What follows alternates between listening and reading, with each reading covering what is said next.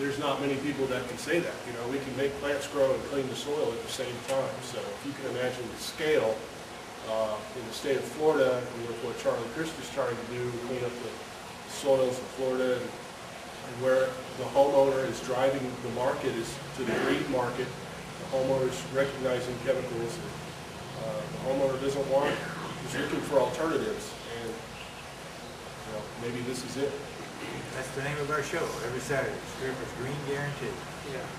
One of the things I don't know if you're aware of is that Lee County this year passed some new ordinances that are really aggressive on fertilization and stuff that you can do. In our county now, we can't have more than 2% phosphorus period year round.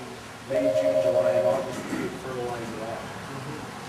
Now how that's going to be controlled, that's another story, but those are the ordinances in our county. I think something like that, maybe we could go down and talk to them and have stuff, because we definitely have seen this make fertilizer go farther.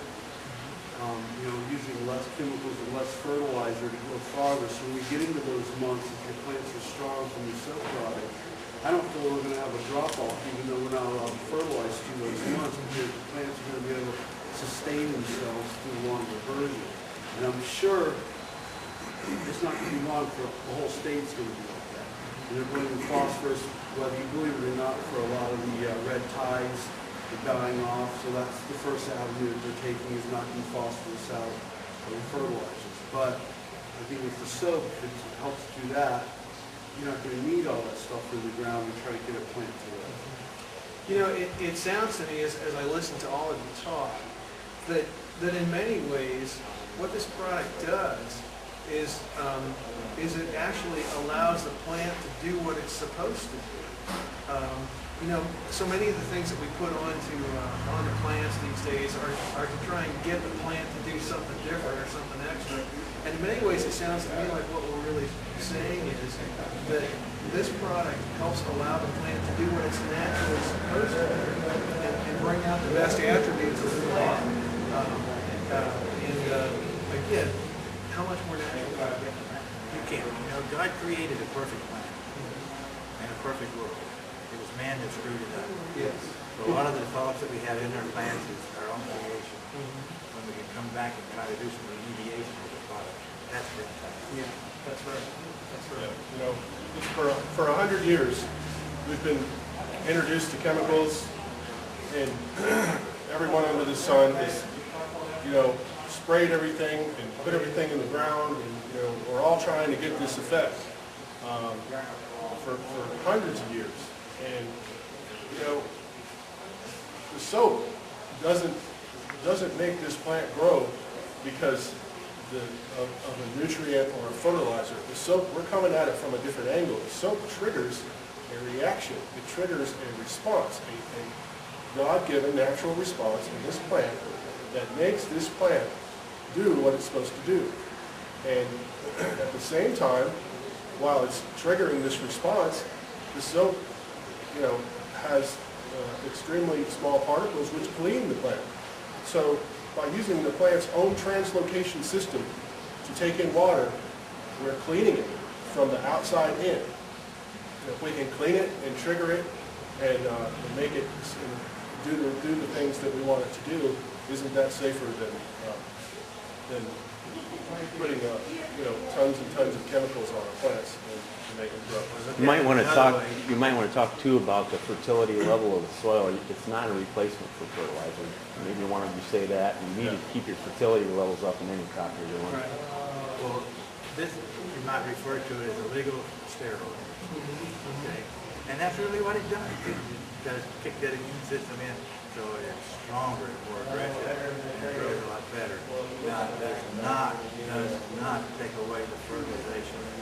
But you can use a lot of natural organic fertilizer, okay, in conjunction with the soap, which eliminates a lot of the harsher elements into the fertilizer much easier. So if you're an organic gardener, beautiful for organic gardening. We can show you with worm castings and some organics and other natural fertilizers, cow manure, that you can go a perfectly organic garden, disease-free. That's pretty exciting. Yeah, that is pretty amazing. Today's world. Yeah. It's like a tool. Absolutely. It is a tool. And Ed, I think you and I talked about this earlier, it's a bit what your dad just touched on, and that's this obviously is not a fertilizer. So this is gonna allow the plant to draw the nutrients from the soil and from the air that it needs. And so therefore, you're gonna have to make sure that there are nutrients there to be taken from the soil. Is that right? Absolutely, it doesn't, it's not a fertilizer, so you still have to produce, do it.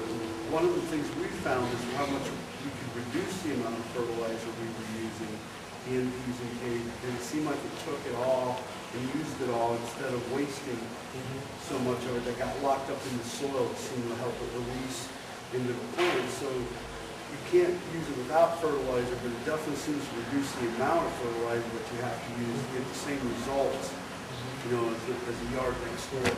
And if the product helps the plant to drive its roots down and deeper into the soil and stuff, then it has more nutrients to draw from as well. And then the water factor is another huge thing for us. It seems like it helps it retain water when we go into the drought season. The plants don't go into drought as quick.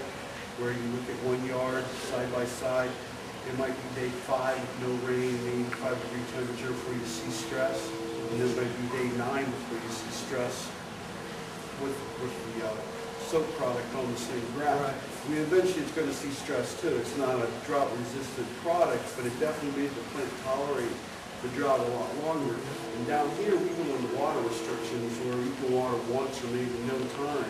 It'd be nice to see that yard stay nice and green when everybody else looks like, you know, it's a desert. So that was one of the things that we noticed really well.